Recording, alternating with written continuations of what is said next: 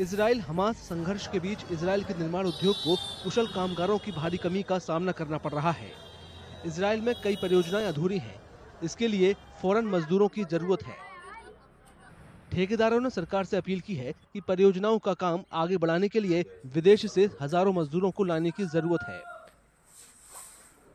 भारत से भी बड़ी संख्या में कुशल कामगारों को इजराइल भेजने का प्रस्ताव है।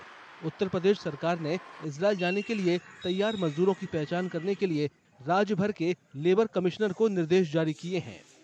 अधिकारियों के मुताबिक राज्य भर से 10,000 से 16,000 मजदूरों की पहचान की जानी है। अभी तक जो सरकार के द्वारा बताया गया है, उसमें पासपोर्ट इनको स्वयं बनाना है और आने-जाने का जो खर्च होगा, वह इनको उठाना है।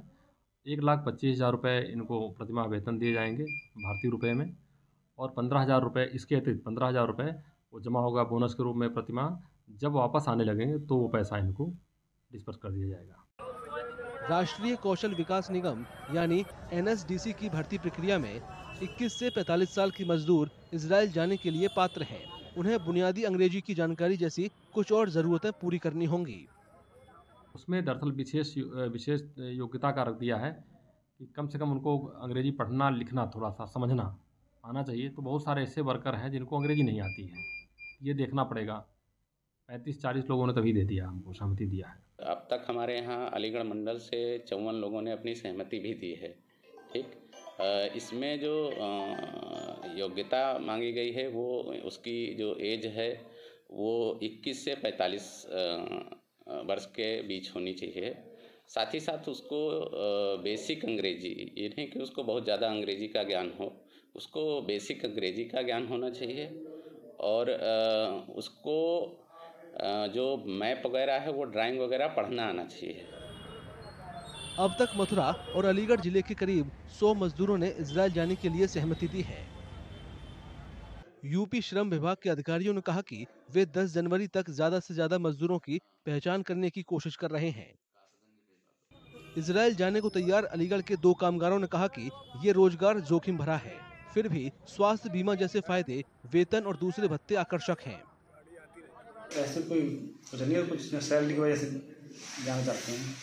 वहाँ सैलरी अच्छी है। सैलरी की वजह से यानी वेतन अच्छा है वहाँ। हाँ जी। जिस तरह से वहाँ हमास और ये इजराइल में युद्ध चल रहा है, तो अपनी जान पे की बाजी क्यों लगाना चाहते हैं आप? सिर्फ पैसे की वजह से? कोई दिक्कत नहीं है, यहाँ भी गरीब आदमी है, वहाँ भी कुछ हो जाएगा तो क्या दिक्कत, सरकार देगी।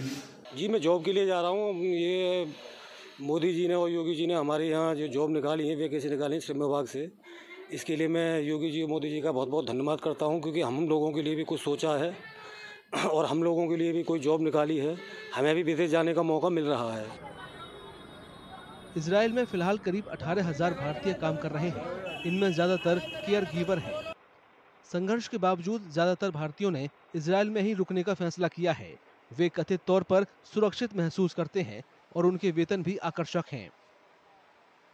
इजराइल के प्रधानमंत्री कार्यालय के एक आधिकारिक बयान के मुताबिक पिछले हफ्ते प्रधानमंत्री मोदी ने इजराइल के प्रधानमंत्री बेंजामिन नेतन्याहू से फोन पर बात की और इस दौरान दोनों ने इजराइल में भारतीय मजदूरों को भेजने के बारे में चर्चा की।